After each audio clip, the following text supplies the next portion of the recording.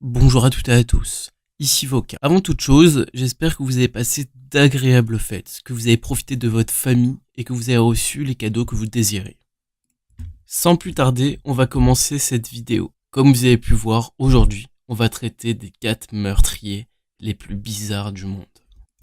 Richard Chase, plus connu sur le pseudonyme de Le Vampire de Sacramento, est un tueur en série américain ayant vécu en Californie. Il détient ce pseudonyme par les actes qu'il réalisait. Celui-ci buvait le sang de ses victimes. Richard Chase, lors de son jugement, a décrit précisément que son enfance a été tourmentée par sa mère. Celui-ci, dès son plus jeune âge, était déjà répertorié comme un adolescent violent, attaquant tout être vivant. John Hay est un tueur en série britannique. Comme Richard Chase, il buvait le sang de ses victimes à l'aide d'une paille plantée dans leurs veines jugulaires et dissoudait leur corps dans l'acide sulfurique. Étant soupçonné d'avoir tué 6 personnes, celui-ci, lors de son jugement, revendique en avoir tué 9. Il fut condamné à mort et pendu dans la cour de la prison de Wandsworth de Londres. Ce tueur en série était répertorié comme un fou psychiatrique qui, dès son plus jeune âge, rêvait de choses bien particulières. Comme par exemple de crucifier ses victimes et de remplir des coupelles de sang qui s'infiltrera juste après. Selon les experts, ces envies bien particulières découlent d'une enfance très difficile. Il a vécu dans une famille pro-catholique dont toute liberté fut refusée. Les enfants étaient condamnés à rester chez soi et, mis à part travailler à l'école, ne pouvaient rien faire d'autre. Vassili Komarov.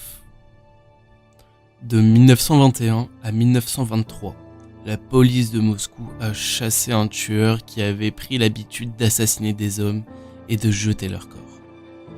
Les enfermer dans des sacs et dans une ville où les quartiers étaient les plus pauvres. Bizarrement, les cadavres ont toujours été retrouvés dans le quartier de marché équestre de la ville, ce qui amena sur la piste de Vassili Komarov. Les enquêtes de voisinage ont démontré que Komarov était le père d'une famille qu'il avait l'air d'aimer et qu'ils étaient heureux. Mais les informations que je vais vous donner portent confusion. Vassili Komarov a été identifié pour avoir tenté d'assassiner son fils qui, à l'époque, avait 8 ans. Pensez-vous que le voisinage était en lien avec les meurtres ? Dites-le moi en commentaire. Abdelaziz Bouajila, plus connu par le pseudonyme de tueur en cravate, était un assassin tunisien de 43 ans.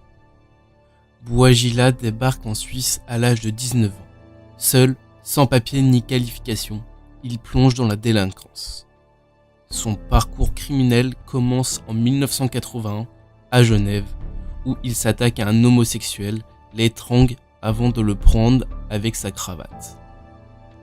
Il assassine par la suite 2 autres homosexuels à Zurich, selon le même rituel qui lui vaudra le surnom d'étrangleur à la cravate. La chevauchée criminelle de Bouajila s'achève en avril 1987 par une cavale tout aussi meurtrière. Avec la complicité d'une jeune condétenue suisse nommée Ruth Scharfler, il s'évade de la prison de Chandelon. Le lendemain, les 2 fugitifs assassinent une jeune autostoppeuse dans une forêt de Zurich. Puis, cherchant des passe-morts dans l'auberge de jeunesse de la ville, ils abattent le gardien et menacent un pensionnaire. Ils sont arrêtés, peu de temps après, dans une chambre d'hôtel à Lugano.